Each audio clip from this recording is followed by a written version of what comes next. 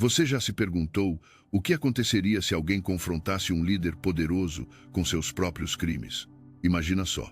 Um homem comum entra no palácio real e acusa o rei mais admirado de Israel de ser um assassino e adúltero, na frente de toda a corte. Este homem não tinha exército, não tinha riquezas, apenas uma verdade para contar. O que aconteceu em seguida mudou a história para sempre e nos ensina uma lição que precisamos desesperadamente hoje. O rei Davi, o maior líder que Israel já conheceu, o mesmo que derrotou Golias, unificou o reino e era chamado homem segundo o coração de Deus. Mas o poder corrompe até os melhores corações. Em uma tarde de primavera, enquanto seus soldados lutavam na guerra, Davi passeava pelo terraço de seu palácio. De lá, ele viu algo que despertou seu desejo. Batseba, uma mulher de extraordinária beleza, banhando-se em sua casa. Havia apenas um problema. Ela era casada com Urias, um de seus mais leais soldados. Em vez de desviar o olhar, Davi enviou mensageiros para trazê-la ao palácio. Ele era o rei. Quem poderia impedi-lo? Aquela noite, Davi cometeu adultério com Batseba e a mandou de volta para casa, pensando que ninguém jamais saberia. Mas semanas depois, uma mensagem chegou. Estou grávida. 4 palavras que colocaram o poderoso rei em pânico. Como esconder este erro? Como manter sua reputação intacta? O que o povo pensaria se descobrisse? Davi elaborou um plano. Chamou Urias de volta da batalha, esperando que ele passasse a noite com sua esposa. Assim, todos pensariam que o filho era de Urias. Brilhante, não? Mas algo inesperado aconteceu. Por lealdade aos companheiros que ainda lutavam, Urias recusou-se a ir para casa desfrutar do conforto enquanto seus irmãos dormiam no campo de batalha.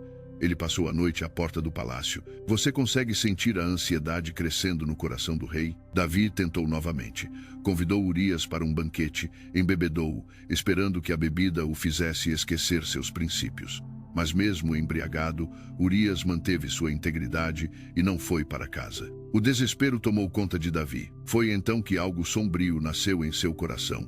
Um plano que ninguém imaginaria que o doce cantor de Israel seria capaz de conceber.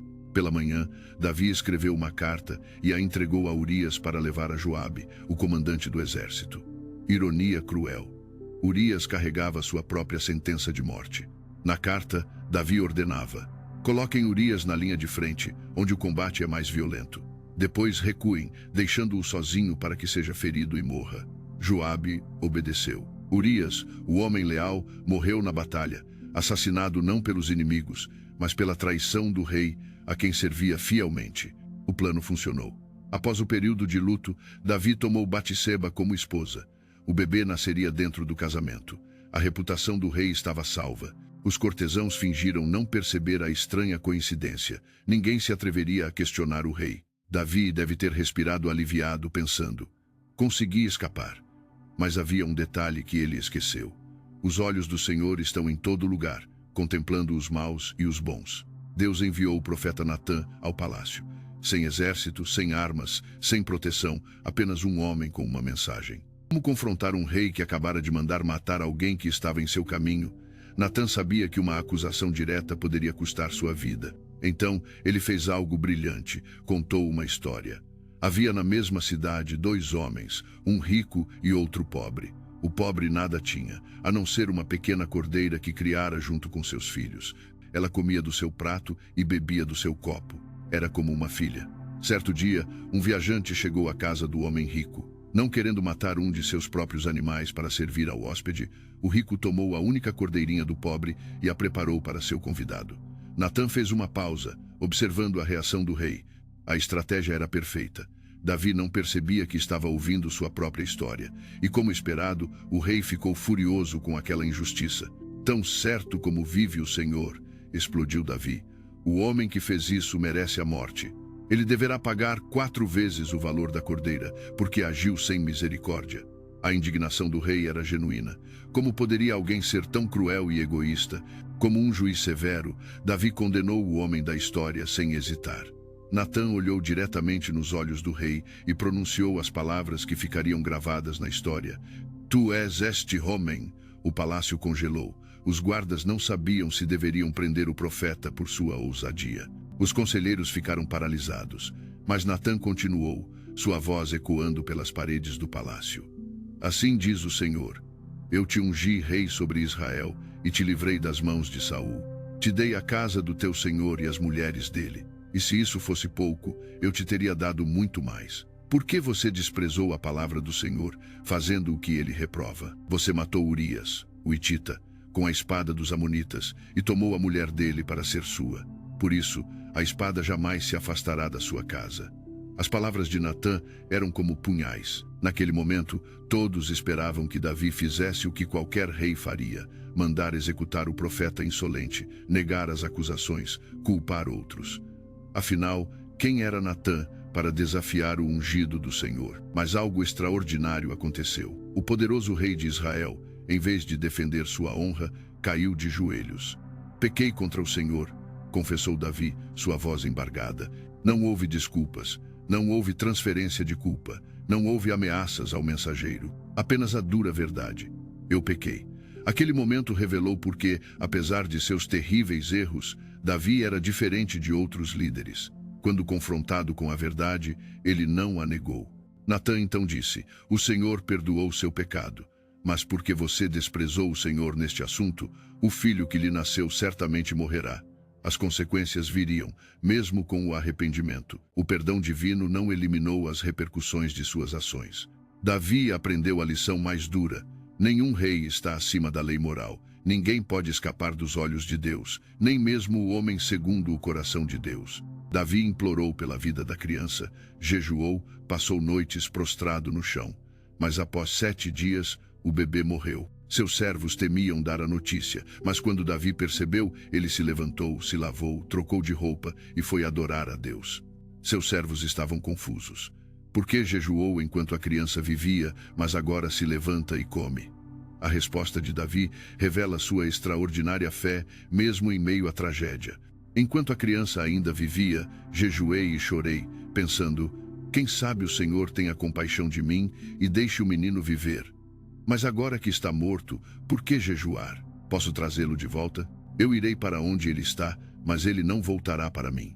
Esta resposta mostra a notável capacidade de Davi de aceitar a realidade e seguir em frente, mesmo nas circunstâncias mais dolorosas. Ele não se revoltou contra Deus, nem negou sua própria culpa. A história não termina na tragédia. Davi consolou Batseba e mais tarde ela deu à luz outro filho, Salomão, que se tornaria o rei mais sábio que Israel jamais conheceu. Das cinzas da maior queda de Davi, Deus construiu um novo futuro. Mas as palavras de Natã se cumpriram. A violência nunca deixou a casa de Davi. Nos anos seguintes, seus próprios filhos se revoltariam contra ele. Um deles violentaria sua própria irmã, outro mataria o irmão e tentaria usurpar o trono. Esta história nos deixa com perguntas poderosas. Quem são os Natãs de hoje, corajosos o suficiente para dizer a verdade aos poderosos? E quem são os Davis, humildes o suficiente para ouvir? Vivemos em um mundo onde líderes raramente admitem erros, onde a estratégia padrão é negar, atacar quem acusa e nunca pedir desculpas. Imagine como seria diferente se tivéssemos mais líderes que, quando confrontados com a verdade, dissessem simplesmente: eu pequei. O que me impressiona nesta história é a estratégia brilhante de Natã. Ele não começou com acusações, sabia que defensivas seriam erguidas imediatamente. Em vez disso, contou uma história que permitiu a Davi ver a situação com clareza, sem o filtro de suas próprias justificativas.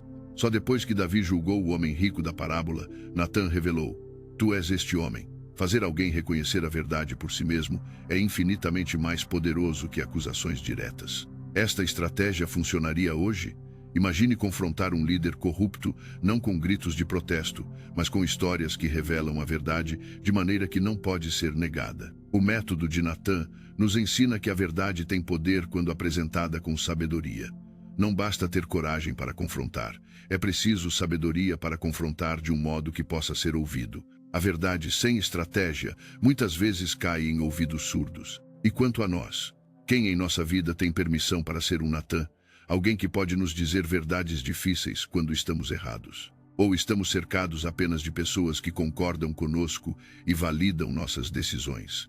Não importa quão questionáveis sejam, todos precisamos de um Natã em nossas vidas. Alguém corajoso o suficiente para dizer: Tu és este homem, quando nos desviamos do caminho. A outra lição é igualmente poderosa. Quando confrontados com nossas falhas, podemos reagir como Davi, com humildade e arrependimento genuíno. Ele escreveu o Salmo 50 e após este incidente: Tem misericórdia de mim, ó Deus, lava-me da minha iniquidade. Cria em mim um coração puro. Em vez de resistir à verdade, ele a abraçou, por mais dolorosa que fosse. Esta vulnerabilidade é o que o tornou verdadeiramente grande, não suas conquistas.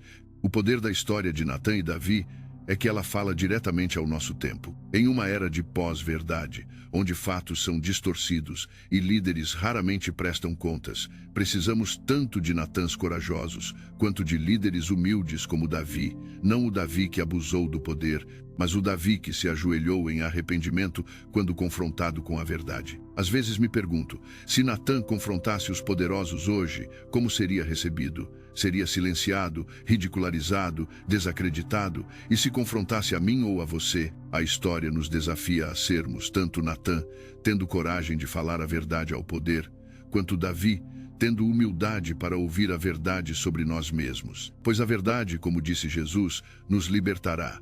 Mas primeiro, ela pode nos fazer muito desconfortáveis. A jornada de Davi nos lembra que ninguém está além da capacidade de cometer erros terríveis, mas também que ninguém está além do alcance do perdão. O mesmo Davi que cometeu adultério e assassinato é o homem de cujos descendentes viria o Messias.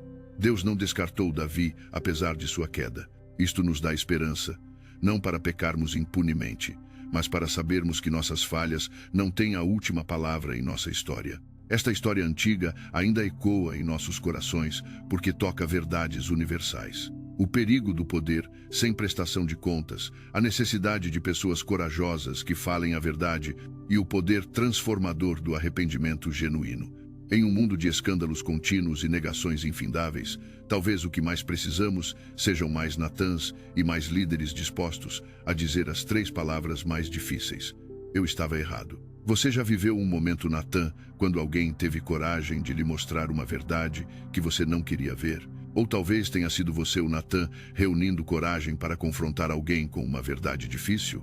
Estas conversas podem mudar vidas, restaurar relacionamentos e até transformar sociedades. A verdade falada com coragem e recebida com humildade tem poder para curar o que está quebrado em nosso mundo. Irmão e irmãs, se essa história mexeu com você tanto quanto mexeu comigo, me ajuda aqui. Deixa aquele like maroto que me motiva a continuar trazendo essas histórias que transformam vidas.